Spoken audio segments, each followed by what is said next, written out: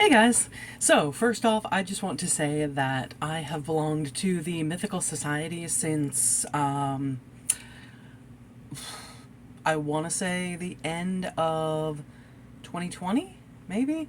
I don't know. It was whenever and of course they're not in view of the camera, but over here, that way, is a desk, kind of like an old timey looking desk that I found years ago, and I loved it, and I had to buy it. And on the top of it, I have my the first Mythical Society item that I ever got, which was the Rhett and Link Chia heads, and they didn't work as chia heads.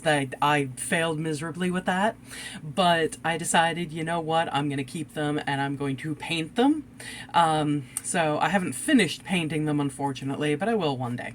Anyway, I've belonged to the Mythical Society ever since, and I have loved the quarterly items that you get.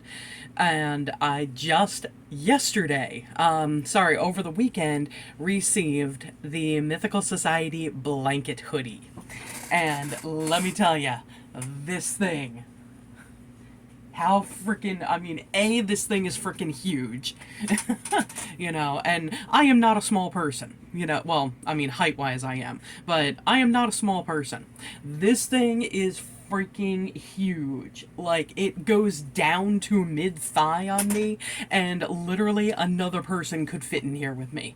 And oh my god, it is so warm. This is like a fleece, warm, cuddly thing lining and all that. Yeah, I'm gonna live in this thing once it gets really cold out.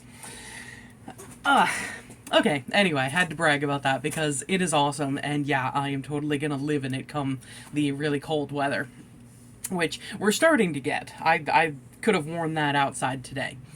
Anyway, I'm just doing some general cleaning in my room and stuff, trying to make things more presentable and throw out things I don't need and, donate things that, like, I don't wear or that I don't use or whatever it is, because why do I keep this stuff around if I'm not using it, if I don't need it, if I don't want it?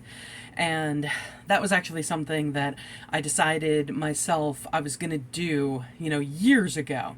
I was like, when I have my own place, I'm gonna take just 1 week a year and go through everything I own and decide, do I want it? Do I need it? Do I remember it? And if no to any slash all of those, then I would get rid of it. So that's what I'm trying to put into action. Yeah, that is my method, and I'm trying to stick to it. And I'm having some success. I already put a bag to donate into my car. I have no idea what I want to talk about. I had something before. I really did. I don't know. I did start another book recently, within the past, I don't know, I want to say 3 or 4 days. It's called Assistant to the Villain, and it is, it's on my phone, and my phone is recording. Well, there was this great line that was about within the first 50 pages that I texted to my best friend, and I was like, this is probably the greatest line I've ever read in a book. And it was something along the lines of, my profound stupidity deserves to be acknowledged, damn it. And that kind of tells you what kind of book it is. Like I said, it's called Assistant to the Villain, and it's about this girl who lives in a village, and she has just it hasn't been revealed exactly what the circumstances were yet, but something happened between her and her last boss, and she no longer is employed there, and basically was magically assaulted. Again, they haven't gone into major details with that yet. I have a feeling they will later on. But yeah, so she has been searching for another job because she is the one who supports her single father and her younger sister. And so when we first meet this girl, she is just coming from sort of this village's equivalent to a job fair, and she had accepted an employment ticket that she gave to another woman who had 3 young children that she obviously needed to feed. So, very, very honorable, very respectable action doesn't help her get employment. So she ends up wandering through these woods, and she is at a stream, just splashing some of the water, clear blue water on her face, and she gets lost in thought for a moment, and then she looks down at the red stream again, and hang on a second, red? And she looks upstream, finds someone who has been attacked, and she ends up helping him.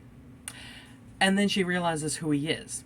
He is the villain, the one who has been antagonizing, this village and other ones around it. And just through the interactions that the two of them have while she's helping him get away from the people who are searching for him, he ends up offering her a job. And she becomes the personal assistant to this villain. And it's a comedic and just actually kind of heartfelt story so far. I don't know. In a couple of instances where I'm not going to spoil this. I'll wait until I've finished reading it to do any kind of spoilers. But and everything that I just said literally happens. With her meeting him and getting offered the job, that happens within the first chapter.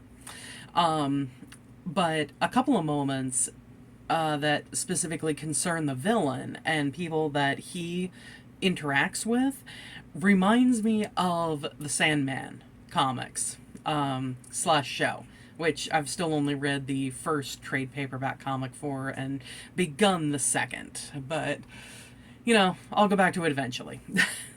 I'm probably going to have to read the first one again or watch the first season again. Either way.